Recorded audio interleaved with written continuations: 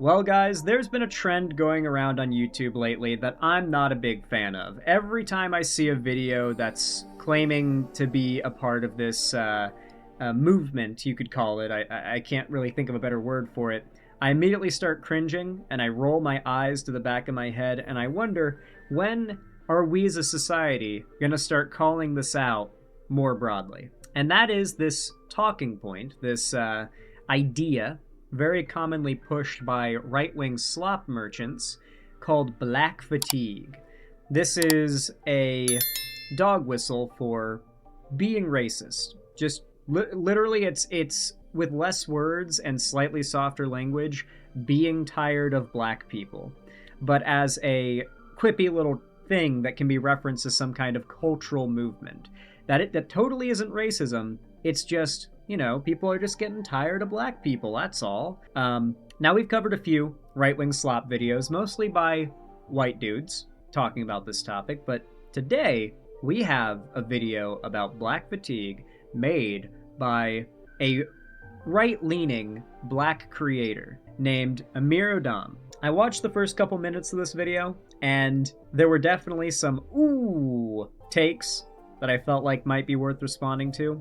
But I've also watched a couple of this guy's other videos in the past, and he doesn't seem like, you know, if you go to his upload history, he's not just a right-wing slop channel. You know, like there's a lot of different topic coverage across the board. He's very much like a commentary channel. And in this video, he dips into the topic of black fatigue and lends a lot of legitimacy to it with his rhetoric. So I'm curious to see what you guys end up thinking, because I've got a lot that I want to say in response to this video. It's time to do a little bit of white-splaining. Let's go. God, I hope I get canceled for that one. It's the behavior, it's the dresses, it's the lack of accountability. And they should discriminate. This is a trash behavior. There is nothing that black people did to deserve racism. Yeah. I pretty much knew I had to cover this video on stream when he responded to black people didn't do anything to deserve racism with a, oh really, look at the camera. I'm curious. Did white people do anything to deserve racism? Because by the logic that, any logic that you could use to suggest that black people have done something that makes them as a group deserve racism, does that, by that logic, do white people deserve racism? Because I believe anybody who would come out to say that black people deserve racism because of insert thing done by individual black people should also be willing to bite the bullet and say the exact same thing about white people, which I don't think they would do, because having a take like this is almost done entirely to please a majority white audience.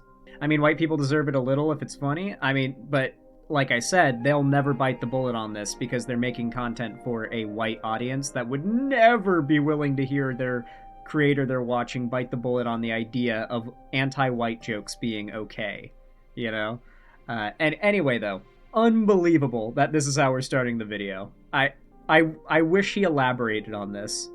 In this video, we'll be reacting to and commentating on all the insane and chaotic clips that have came out of the Houston rodeo. So if you like this commentary style of content, be sure to subscribe. I'm never going to waste your time. Let's get right into this video. This is a trash behavior. So apparently the sort of inciting event of what caused this video to happen is the Houston rodeo, which is like a town festival, like a town fair in Houston, Texas.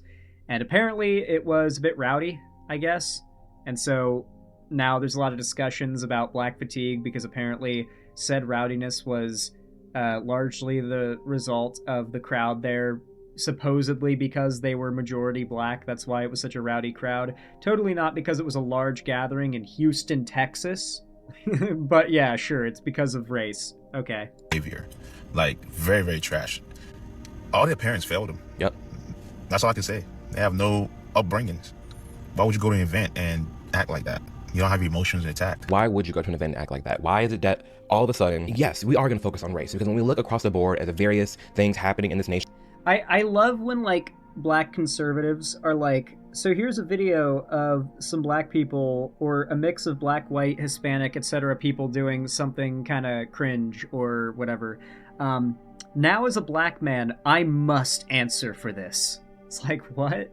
Listen, nobody but actual racists believe you need to answer for this, okay? You weren't there, bro. Unless you were, and you were in that crowd causing chaos or something, not to my knowledge, but you weren't there, bro, and you know it. You know you had nothing to do with that. You know that you're not part of any kind of problem. And yet the premise of this video is that the actions of a few justify judgment of many. When it comes to giant crowds, giant brawls, it's always defaults to one color of skin. Always. We can have an honest conversation. Always? Really? Like, we're not even gonna be like almost always, just to kind of leave a little room. Cause damn, like, I don't even think it's nitpicking if I say, hey, it's not always black people, actually. In fact, I've seen countless videos of large crowds of white rednecks causing immense chaos in public spaces. It's kind of one of my favorite things on the internet, in fact. Happened at the Capitol not too long ago, you might remember. About this without being called a racist, without being called a bigot. All of their parents have failed, and I'm talking about this in another video, highlighting the lack of like family structure in black community. I mean, I won't call him a racist, but I'll call him a retard. Like, racist is not my favorite R word, retard is, so I usually default to that, but, you know, I'm just giga woke, I'm dark woke. But this is what you get. You get a lot of people that don't know how to act. You get a lot of people that do stuff for clout or social media and want to act a fool. Why can't we all just get together and have a good time? And it's crazy because this isn't even isolated to just Houston, Texas. This is Daytona Beach over spring break as well. Daytona Beach is the most popular beach in Florida for spring breaking, by the way. I'm sorry, I thought this came in my head. It looked like a bunch of roaches. Okay, man. Like someone just took some raid and they just dispersed. You look across the board. You look in this country, United States of... I'm not even gonna lie. I don't think that joke would have made, like, teenage me when I was at, like, my most haha racist humor. I don't think that would have made teenage racist me laugh. You know what I mean? Like, you ever see, like, a pick-me try really hard at doing some kind of humor that's against the group they're a part of, and it just doesn't land, and you're just like, oh, sorry, buddy, you're pretending to be racist. I can feel that your heart's not in it. You know what I mean? Like, sorry. I can tell you're not racist enough to actually, you know, be able to cook something up. America, and you want to say, what are the recent rules that have changed in a lot of these different cities? Curfew. Menstrual show. I want you to always spell it that way, Lucky Otter. Never change. Dress codes, which we'll get into that. The addition of needing chaperones. Every time black folks get together, there's some rules or new laws that need to be put in place because of our behavior. You want to scream Black Lives Matter? We don't act like our own lives matter. Wait, okay, our? Really? Like, okay, I know that I'm white, but I'm speaking like our? Like, you consider yourself part of... Like, I don't see groups of, like, middle-class white people stomping each other at Black Friday and think, oh my gosh. Like, as a white man, I have to answer for this. Like, probably, I would actually argue one of the worst things about identity politics as a concept is how much it makes people who are not straight white cis men think about their identity. As a straight white cis guy, I rarely think about the fact that I am those things. It's not really a part of my identity outside of, like, subconsciously. Like, the fact that I'm a guy subconsciously affects my identity. The fact that I'm straight subconsciously affects my identity. The fact that I'm white maybe subconsciously affects my identity. But in no conscious way do I think of those things as part of who I am, unless it is actively brought up as part of a discussion, such as about a topic like this. But if you're a person of color, or you're a woman, or you're gay, or you're trans, the fact that you are that is something that you probably think about way more often than people who are part of the more privileged end of things think about what they are. And the idea that a white person sees a clip of a bunch of white people, unless it's like, I don't know, like a white power march or something, or some Nazi march or whatever, like, if it's just like a group of white people doing some crazy shit, white people don't see that and feel the need to answer for it. You know, white people aren't seen as a community that has to answer for each other. It gets monolithologized. I don't know. In society, you know, like it's really weird to play into this narrative that like black people are a we in the context of individual actions reflecting on character. It's like, okay. We don't act like a good, upstanding group of people. If you want to group the black community up together, okay, if you're going to do that, this is how we look. It looks insane. Let's not group the black community up together, actually. What about not doing that, though? What if we did the meme and thought of people as individuals and only thought of people as part of groups in the context of tackling discussions about systems that specifically result in disproportionate outcomes for those groups and analyzing why that might be the case? You know, like, it's worth talking about black people as a group in America when we discuss something like incarceration rates, right? Like, there's a value in that. But trying to say that like black people are a monolith or like a solid, you know, stagnant group in any other discussion outside of that is just kind of ridiculous. You know, anything that doesn't have anything to do with like analyzing stats, it's like, why? So I saw the video where the Houston rodeo got shut down, and would you want to take a few guesses to why the Houston rodeo got shut down? I'll give you a few hints, right? It's not actual cowboys and cowgirls. Nope. When white people do stupid stuff, other white people laugh at it. Yup. When black people do stupid stuff, other black people are forced to feel collectively responsible. No, like legit, like whatever, if you're black and you ever see like a black person do something like bad and you feel like that is something you need to answer for, or like push the needle into the black on or something, like yeah, I gotta make up for this somehow. You've been like brainwashed in some way. I'll just let you know right now, white people don't ever think about their race or other people that share their race this way. Thinking that way is not normal, or at least I'll say no white person thinks that way unless they are a white, like a racist, like a white supremacist. And that mindset is a tumor that has likely been trained into you. And you frankly should try to kill that part of yourself that thinks that way, because you are just torturing yourself and it's fucking retarded. And you're holding yourself to a standard that I promise you white people don't hold themselves to. Okay? Like, it's just, it's not a thing. Nick got the Houston rodeo shut down. And you say, John, why do you say that? Go watch the videos. It's the behavior, it's the dresses, it's the lack of accountability, it's a lack of decency, it's a lack of respect for law enforcement. It's nothing new. Like, y'all know it, but y'all can't say it. So I'm gonna say it for you. Yup. It's got the Houston. And there's a difference between a black person and anybody can be a but it just so happens that a black people just don't know.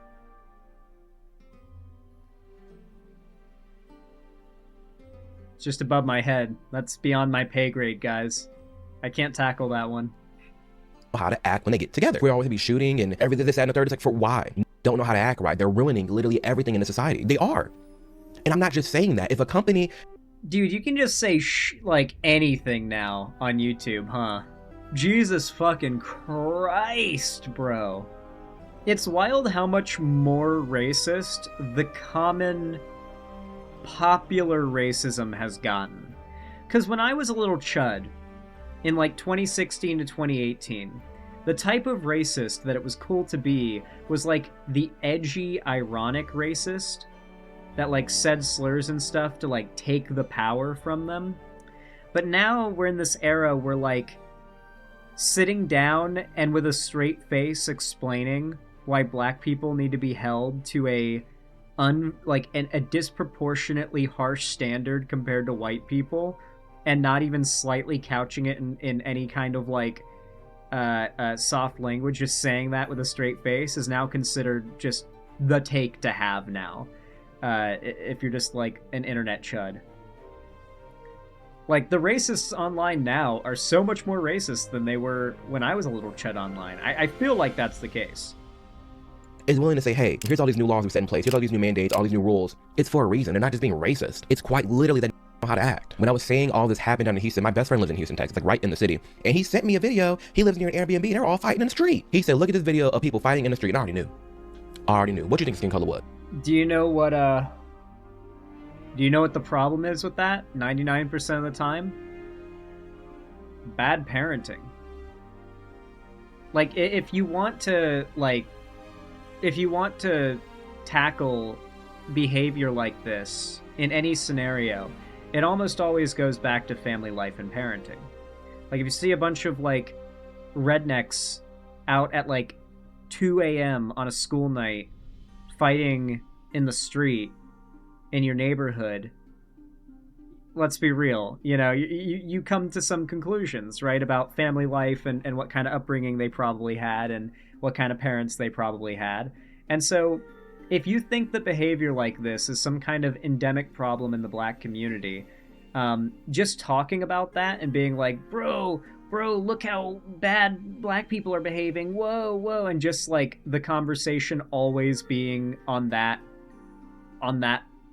part, essentially, like we never move from that chapter and talk about like, okay, well how can we encourage like how can we as a generation, more so than as a like racial group, because you can't really do that, but as a generation, I'd say generations have far more cohesion than racial groups do. As a generation, how can Gen Z work to be better at parenting than the last generation and the generations before that? Like, why not have those conversations? You know? And I know this creator has done that. I've seen this guy's channel. He's done conversations like that. Why not focus more on that? Like it reminds me of the issues with like kids having access to the internet, right? Like kids getting groomed on social media platforms, and then these social media platforms want to introduce like age verification stuff that's a massive imposition on people's privacy and a massive threat to their data getting leaked. And you know, then you've got you know, the easy answer, which is, well, maybe we need to start encouraging parents to not use screens as the babysitter. You know, at the end of the day, there is problems in our society that can just be a result of a generation of bad parents.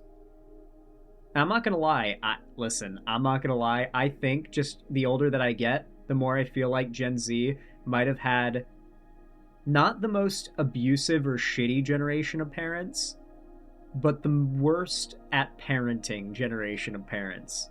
You know what I mean? I don't know. Like, I see so much of Gen Z, and it's like, this has all got to go back to something. And most Gen Zers have boomer or Gen X parents, or millennial parents. There's something up with the boomers, we know that. But what's up with the millennials and Gen X that are making them so bad at parenting that Gen Z has turned out with as many problems as Gen Z has, right? It's ironic how, like, this conversation is being racialized. But I almost see it as more of a discussion about generations and parenting, and like how a generation can collectively decide to be better than the one that came before it, and how important that is. And it's not a race thing, it's generational. Like, whether you're white, black, Latino, Asian, whatever, like, we should make it a much bigger focus as a culture to try and be better parents than our parents were, if we're going to be parents.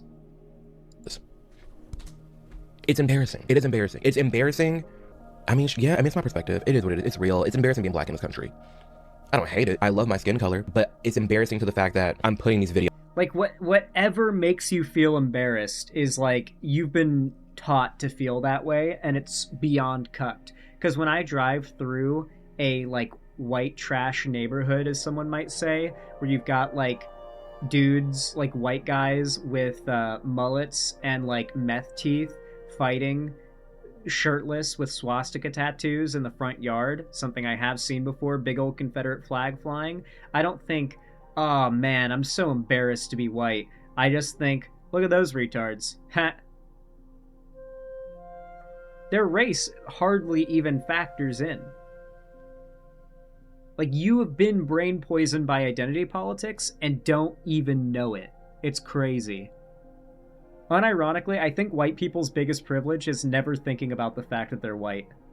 Unironically, like, white people's biggest privilege is that 99% of the time we never think about the fact that we're white and never have to. Us out, to call it out. Like, that is embarrassing. It is embarrassing being grouped in with these people. It is embarrassing sharing a country with these people. There's no decorum. There's no care. And it's sad. It is. They're very just inconsiderate. And I want them to be considerate. I want to highlight the greatness, but we also have to call out the badness, which is overarching. Just it seems like it's growing to innocence. Like, it seems like this behavior of just black people acting a fool is like trending for some reason. Yeah, we at the gas station outside of Seaside Lounge. Yeah. Oh no. A gas station? Y'all. How much you want to bet if the crowd of people was white, everything else is the same in that video clip in particular, no one has a problem with it. It, like, unironically, in some of these clips, it's literally just a large crowd of black people in the same place at the same time. Like, the idea that seeing that and assuming immediately something bad must be going on is like some, like, actual, like, 1800s town sheriff looking to string someone up in the town square type mindset. Like, just trying to find a reason, you know? At a gas station? Doing what? You flew to Houston to experience spring break, to just stand outside a gas station with your rental? And the crazy part is this is a very common thing in the South, by the way. Especially in Florida. It's called tailgating, and everybody does it. In fact, like, white people started it. The idea of, like, 1,000 white rednecks parking their cars and trucks in the parking lot of a Walmart and getting high, blasting music, and getting drunk on a Friday night. If you think that is a, like, black people only thing, you've never been to Florida, you've never been to Texas, you've never been to Tennessee or Georgia. This is, like, just Southern culture. Tailgate, oh my god, football games or any sporting event, big time tailgating. But, like, dude, people in the South will tailgate anything. If it's a Friday night and there's a big parking lot, there's going to be a bunch of people out there just blasting music, smoking, and drinking and talking. That's just how people do in the South. I don't know what to tell you. If you've been there, you know. feel like I know spring break in various cities have always been popping, in some more than others, but this used to be Miami. It used to be there.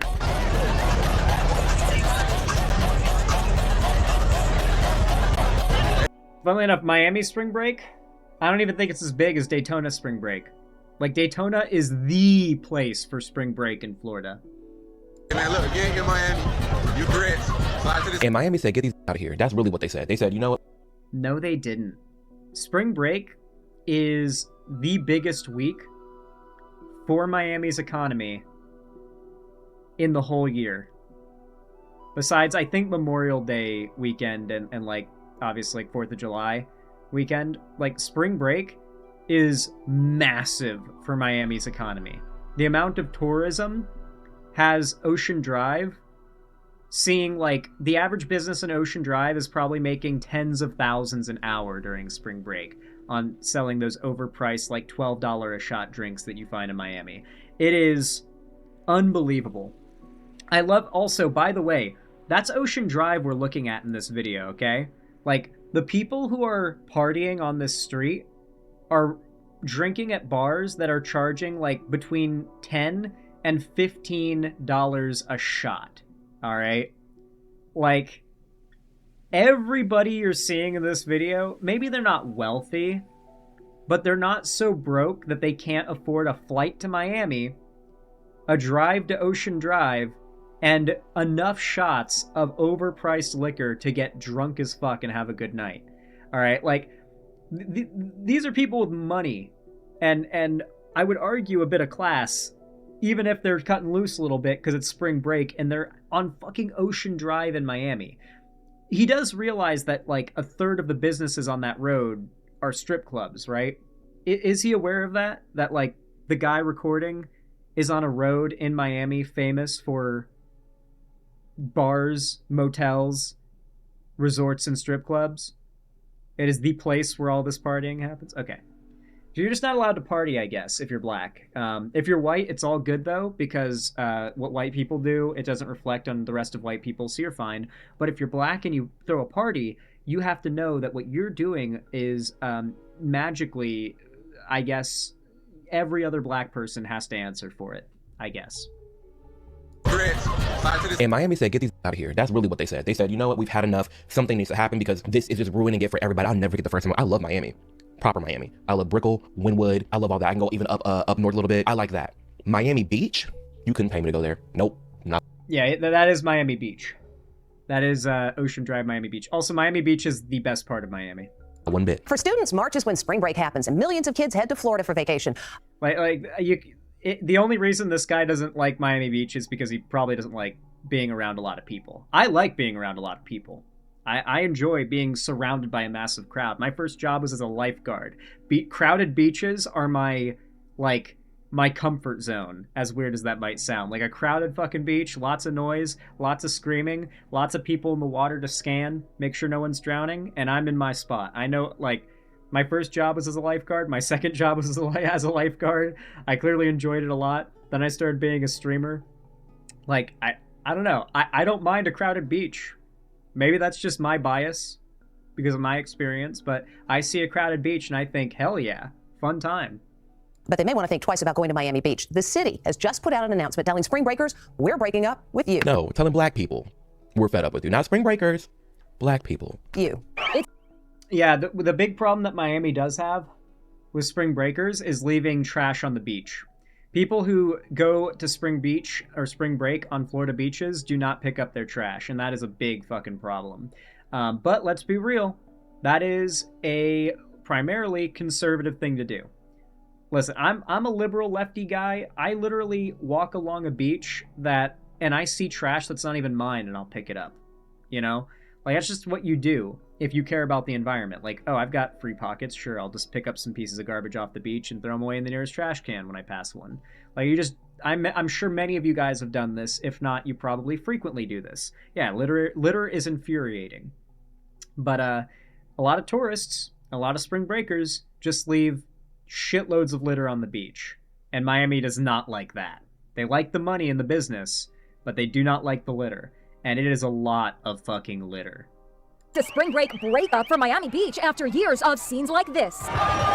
Miami Beach is telling spring breakers we're over. This isn't working anymore. And it's not us. It's you. The city is even putting out this public service announcement. You just want to get drunk in public and ignore laws. Do you even remember what happened last March?